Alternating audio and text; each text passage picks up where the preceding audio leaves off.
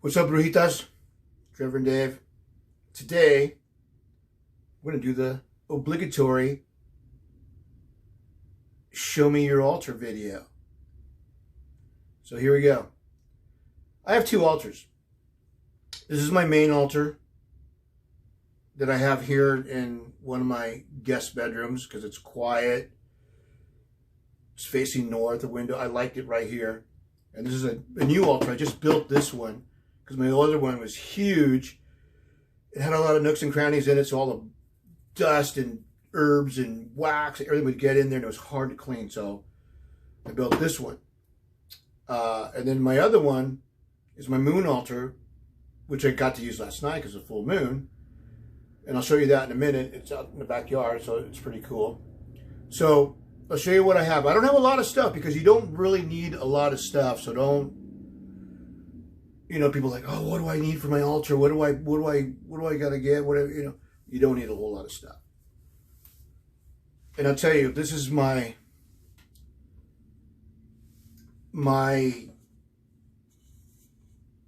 secret ingredient. I don't know. This, if you can see this, it's like I just remodeled my kitchen not too long ago. And when I was cleaning out my cabinets, I found this old, it's like a pie plate, but it's pretty thick tin or whatever. And I go, oh, this is cool. I can burn shit in it. Whatever. So I grabbed it. And then I'm looking at it. I'm like, you know what? I took my engraver and just carved a pentagram in it. And now this is all my spells. All in here. Just, I love it. It's powerful. Love this. This is my burning bowl. It's just a black ceramic bowl. Palo Santo, sage.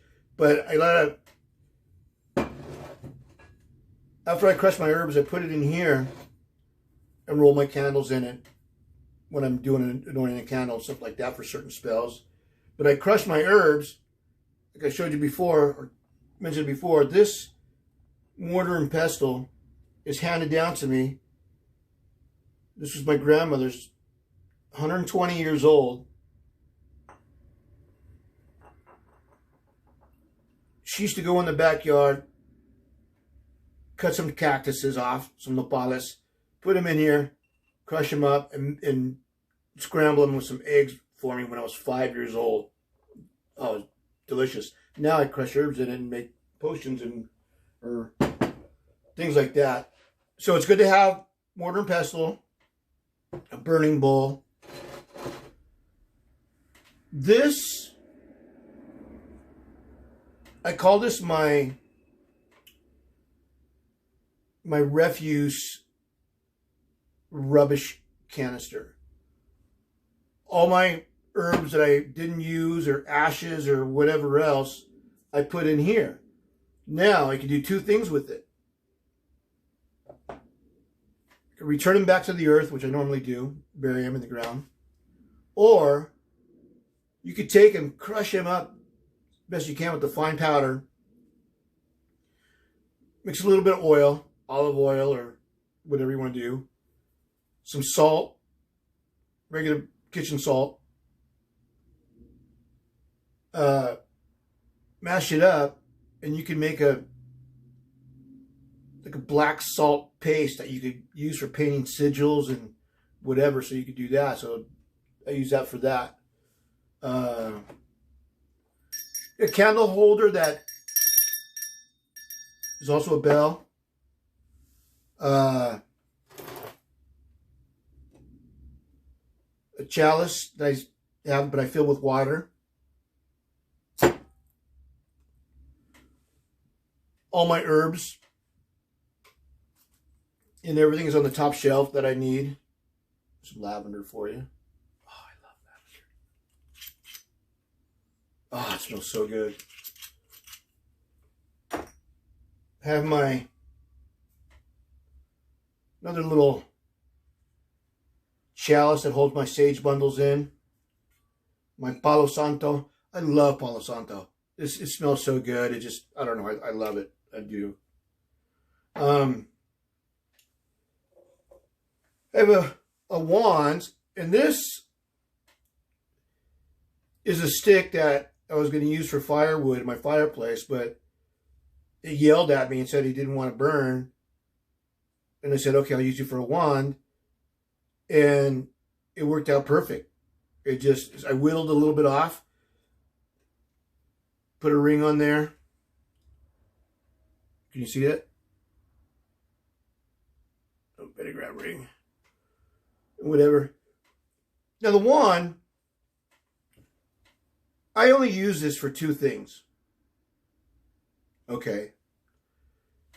If I'm casting a spell, whatever, certain spells or whatever, and like I said, I do everything in this tin,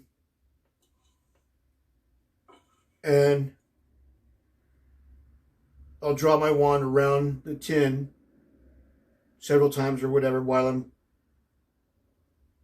reciting an incantation or whatever. Always doing it clockwise because you want it to come toward you when you're asking for something. If you're getting rid of something, expelling something or whatever, you do it counterclockwise. So I use it for that, but also, and now this is another controversial topic, I suppose, is casting a circle before spell work. For me, it depends on what spell I'm doing. If I'm just making a spell jar,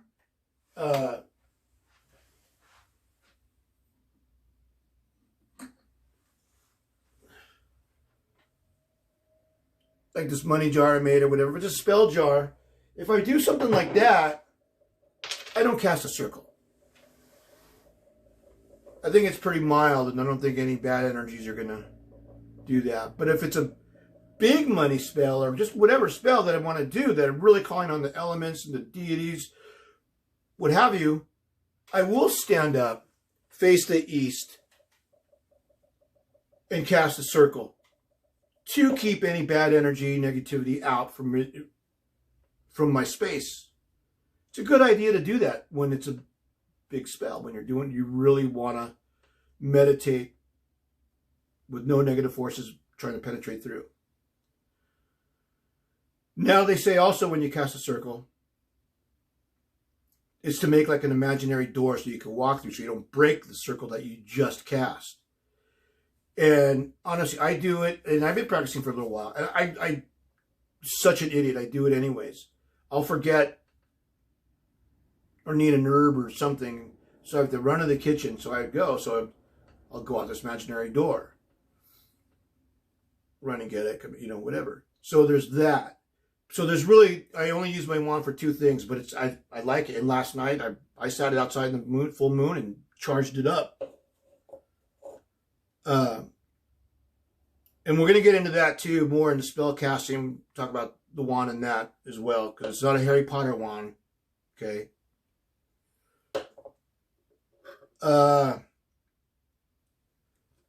This is my version of anathema. I don't ever use it. I use it sometimes to carve sigils and candles, but a thumbtack or a push pin works really good too, better control.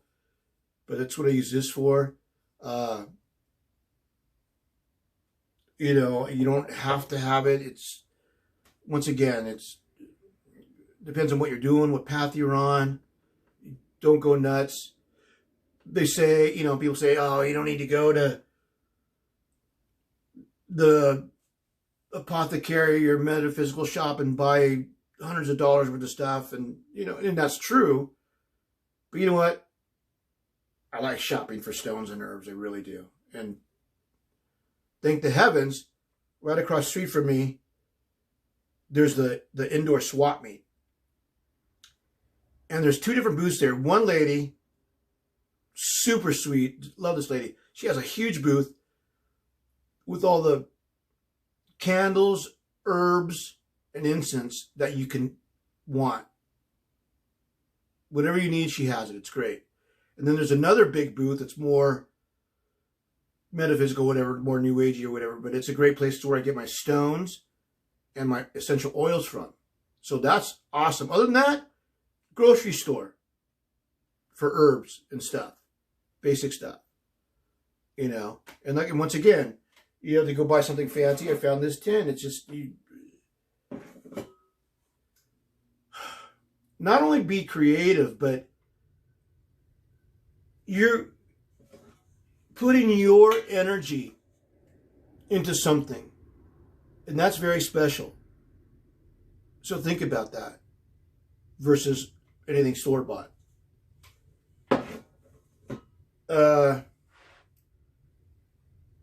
Stones. I got my collection of stones. I need to go get some more. Got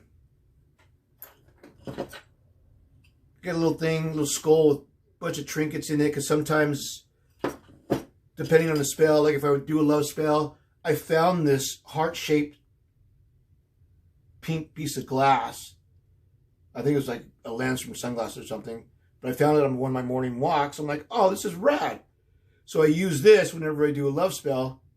I'll throw that in there. You know, my eyeball. Get back. So yeah, and then that's about it. That's about it. That's my altar. Nothing super fancy. Just, it works. We'll reconnect here in a few weeks in a future video when I do the video on spell casting. I will be posting a pretty powerful love spell just for Valentine's Day. So that'll be coming up soon, because Valentine's Day is a great day to do any kind of love spell, because you have that collective energy of everybody on the planet, mostly everybody, celebrating Valentine's Day, and you got that love in the air, and it's a great vibe. It's a great time to do a love spell. So I'll show you a love spell that I did on myself, or for myself, that was pretty powerful, that I received some heavy messages from the universe like immediately after. So I'll be doing that, and then I'll do in a different video a quick money spell, just whatever little things that, you know, because I don't like to, my spells, I do a lot of spells that are my own. So I like, in my book of shadows, I have like 4 or 5 of them that are, one's for correspondences, one's for like sigils, one's for incantations, one's spells, whatever. But I like to collect these things for my book of shadows so I can go back to them. But for me, there's so much energy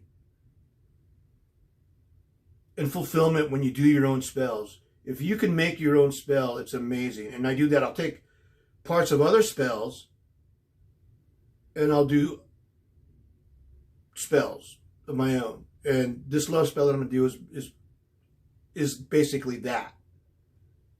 But I'll film that and post that in a few weeks. So let me go outside and I'm going to show you my moon altar. Be right back. Okay, and I'm back. This is my moon altar. Only use it for full moon meditation. Like last night was great, even though it's been rainy and super cloudy, so the moon really didn't pop out last night too much. Kind of, she just showed her face a little bit, but the energy was there. I charged everything that I could think of and did a lot of meditation and scrying and just giving gratitude and thanks for everything. And it's just a powerful thing. So I feel really energized today. Even though it's Mercury retrograde, I still feel pretty good. But this is my moon altar. And yeah. So that was my altar tour. Thanks you guys for coming, checking out my videos. Please subscribe. Everybody say hi to Loki Bear. Hi Loki Bear. Hi Loki Bear. Remember, you guys, do no harm, take no shit. Peace out.